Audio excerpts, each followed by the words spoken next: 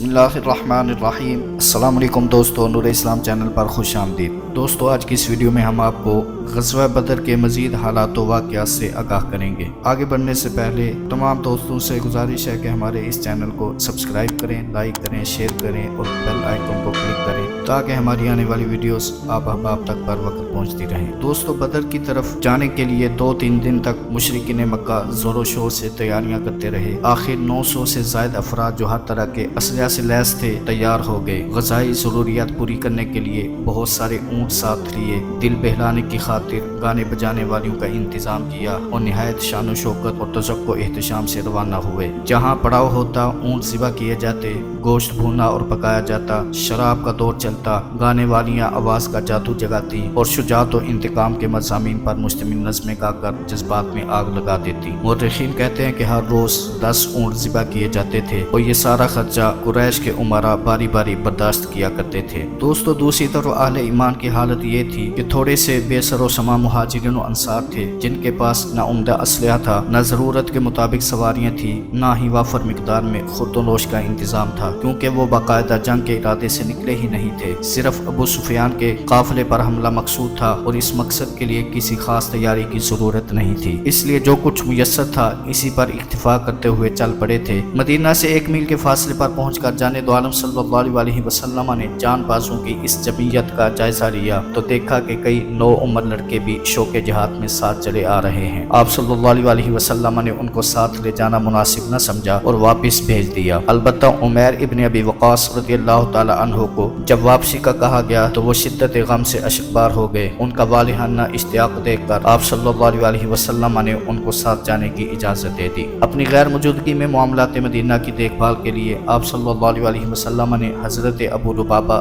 رضی اللہ تعالی عنہ کو مدینہ کا نگران مقرر کیا۔ کچھ اور صحابہ کو مختلف ذمہ داریاں تفویض کی اور اللہ کا نام لے کر آگے بڑھنے لگے۔ دوستو مسلمانوں کے پاس چونکہ سواریوں کی کمی تھی اس لیے ایک اونٹ پر باری باری 3 افراد سواری کرتے تھے۔ جانے دو عالم صلی اللہ علیہ وسلم نے اپنے آپ کو بھی اس سے مستثنیٰ نہ رکھا اور حضرت علی رضی اللہ تعالی عنہ اور حضرت زید رضی اللہ تعالی عنہ کی باری اپنے ساتھ مقرر کر دی۔ چنانچہ ایک حد تک آپ صلی اللہ علیہ وسلم نے خود سواری کی، پھر حضرت علی رضی اللہ تعالی عنہ اور حضرت زید رضی اللہ تعالی عنہ سے فرمایا کہ اب یکے بعد دیگرے تمہاری باری ہے۔ دونوں نے عرض کی نہیں یا رسول اللہ صلی اللہ علیہ وسلم، آپ سوار رہیے، ہم آپ کے ساتھ پیادہ چلتے رہیں گے۔ مگر آپ صلی اللہ علیہ وسلم نے یہ امتیاز گوارا نہ کیا اور فرمایا نہ تم مجھ سے زیادہ چلنے کی قوت رکھتے ہو نہ میں ثواب سے مستغنی ہو سکتا ہوں، یعنی جب میں بھی تمہاری طرح چل سکتا ہوں تو پیادہ چلنے کا ثواب کیوں نہ حاصل کروں، جبکہ ثواب کی مجھے بھی اسی طرح ضرورت ہے جس طرح تمہیں ہے۔ سبحان اللہ، مساوات کے داعی اعظم نے عملی طور پر مساوات کا کیسا شاندار مظاہرہ فرمایا۔ دوستو راست میں ایک اونٹ تھک کر بیٹھ گیا اور کسی طرح اٹھنے پر آمادہ نہ ہوا۔ اس اونٹ پر سواری کرنے والوں نے عرض کی یا رسول اللہ صلی اللہ علیہ وسلم، ہمارا اونٹ چلنے سے رہ گیا ہے۔ جانے دو عالم صلی اللہ علیہ وسلم نے تھوڑا سا پانی منگوایا اور کلی کر کے پانی والے برتن میں ڈال دی، پھر فرمایا اونٹ کا منہ کھولو۔ منہ کھولا گیا تو آپ صلی اللہ علیہ وسلم نے کچھ پانی اس کے منہ میں اور باقی اس کے بدن پر ڈال دیا۔ اس آب حیات نے ایسا اثر دکھایا کہ اونٹ کی ساری تھکاوٹ یک لخت دور ہو گئی اور اٹھ کر نہایت تیز رفتاری سے چلنے لگ گیا۔ دوستو جانے دو عالم صلی اللہ علیہ وسلم جب وادی زعفران میں پہنچے تو اطلاع ملی کہ کاروان ابو سفیان کو بچانے کے لیے مشرکین مکہ بڑی تعداد میں آ رہے ہیں۔ چنانچہ آپ صلی اللہ علیہ وسلم نے اپنے جانثاروں کو جمع کیا اور بتایا کہ مشرکین مکہ پوری تیاری سے آ رہے ہیں، اب تمہاری کیا رائے ہے، ابو سفیان کا تعاقب کیا جائے یا مشرکین سے مقابلہ کیا جائے؟ چونکہ صحابہ کرام رضی اللہ تعالی عنہم باقاعدہ جنگ کے لیے تیار ہو کر نہیں آئے تھے، اس لیے بعض افراد نے رائے دی کہ جنگ کرنے کے بجائے قافلے کا تعاقب کیا جائے، مگر جانے دو عالم صلی اللہ علیہ وسلم کو یہ کم ہمتی پسند نہ آئی اور روئے انور پر ناگواری کے آثار ظاہر ہونے لگے۔ یہ صورتحال دیکھ کر پھر حضرت عمر رضی اللہ تعالی عنہ نے بہت عمدہ باتیں کی۔ اس کے بعد حضرت مقداد رضی اللہ تعالی عنہ اٹھے اور انتہائی پرجوش انداز میں کہنے لگے یا رسول اللہ صلی اللہ علیہ وسلم، جو اللہ کا حکم ہو اس پر عمل کیجیے، ہم بہرحال آپ کے ساتھ हैं, खुदा की कसम हम आपको कभी वो जवाब नहीं देंगे जो मूसा अलैहिस्सलाम को उनकी कौम ने दिया था कि आप और आपका रब जाकर लड़ें, हम तो यहीं बैठेंगे। या रसूल अल्लाह सल्लल्लाहु अलैहि वसल्लम, हम यहाँ नहीं बैठेंगे, बल्कि जब तक दम में दम है आपका साथ देंगे। हम आपके आगे लड़ेंगे, पीछे लड़ेंगे, दाएं लड़ेंगे और बाएं लड़ेंगे। हमें तो आप अगर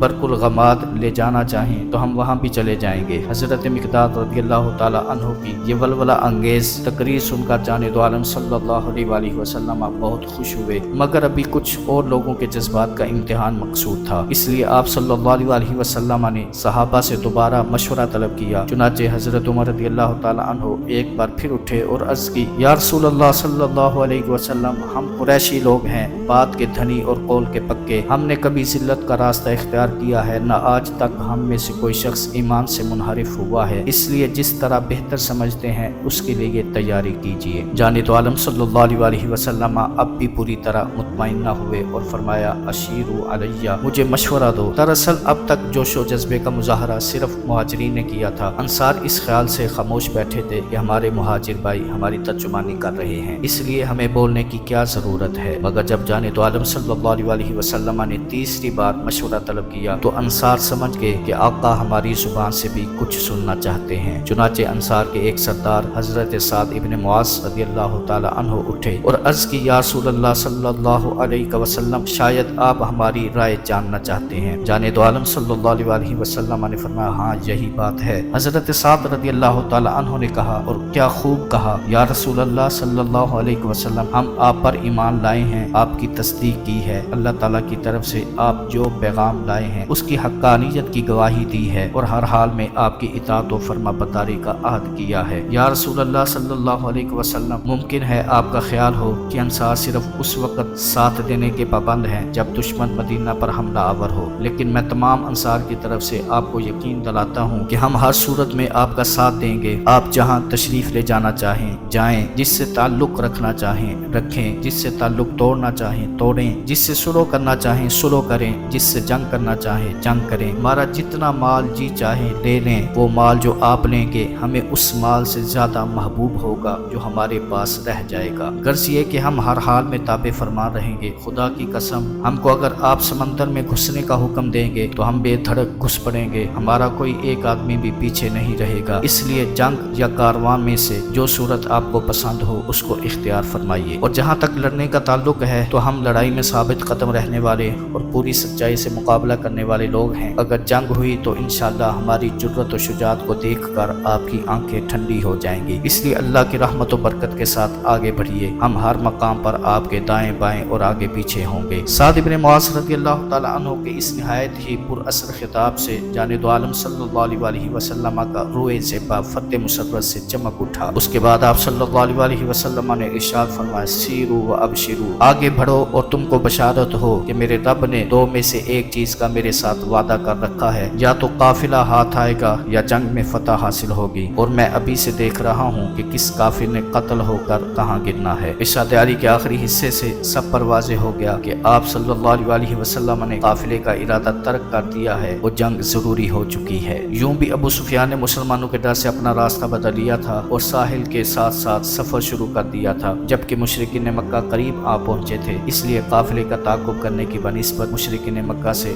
दो दो हाथ काट लेना ज्यादा बेहतर था। दोस्तों, ये थी हमारी आज की वीडियो। इस वीडियो को आपने अपने दोस्तों के साथ और अपने प्यारों के साथ भी ज़रूर शेयर करना है। नूरे इस्लाम को ज़रूर सब्सक्राइब कर लें। अल्लाह ताला आपको हम सबको अपने हिफ्ज़ व अमान में रखे। आमीन।